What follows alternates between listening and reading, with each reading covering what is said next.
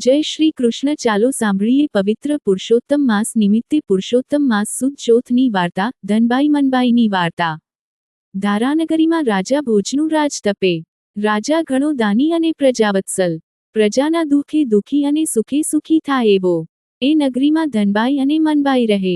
બંને પડોશણ. સાથે જ વ્રત તપ કરે. ધર્મ ધ્યાન ધરે. એવામાં પુરુષોત્તમ માસ આવ્યો. ધનબાઈ મનબાઈએ વ્રત લીધા. બંને રોજ ક્ષિપ્રા નદીમાં સ્નાન કરવા જાય. નાહીને પ્રાર્થના કરે. ધનબાઈ નાહીને બોલે કે મને ફળજો ભોજ ગોપાળ. જ્યારે મનબાઈ એમ બોલે કે મને ફળજો નંદ ગોપાળ. એકવાર રાજની દાસી સ્નાન કરવા આવી. એણે ધનબાઈ મનબાઈની પ્રાર્થના સાંભળી. જઈને રાજાને વાત કરી. રાજા ભોજને નવાઈ લાગી. બીજા દિવસે વેશપલટો કરીને જાતે નદીએ આવ્યો અને વાતની ખાતરી કરી. રાજા ભોજે નક્કી કર્યું કે નાહીને મારું સ્મરણ કરતી બાઈનું દારિદ્ર્ય દૂર કરું તો જ હું રાજા સાચો. એણે તો તરત સેવકોને મોકલી ધનબાઈને દરબારમાં તેડાવી. ધનબાઈ તો રાજીના રેડ થઈ ગઈ.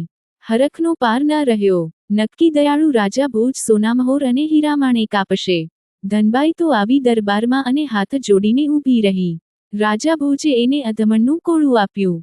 ધનબાઈની ભોંઠનો પાર ન રહ્યો. એ તો મોટી આશા લઈને આવી હતી અને મળ્યું અધમણનું કોળું. આખા મહિનાની મહેનત માથે પડી.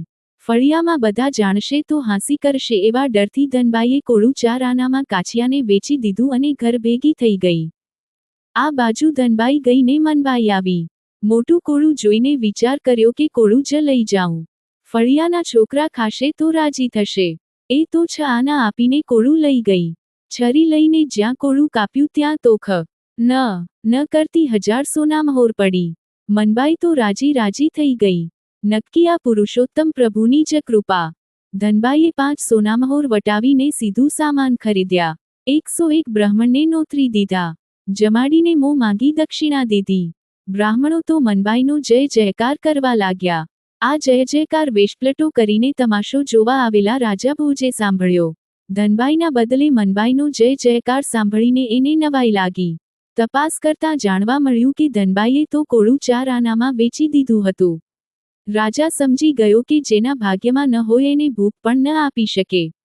ધનબાઈને આ વાતની ખબર પડી ત્યારે એની આંખ ઉઘડી ગઈ. ભગવાનને ભૂલીને ભૂખ ભજ્યા એનું જ આ પરિણામ.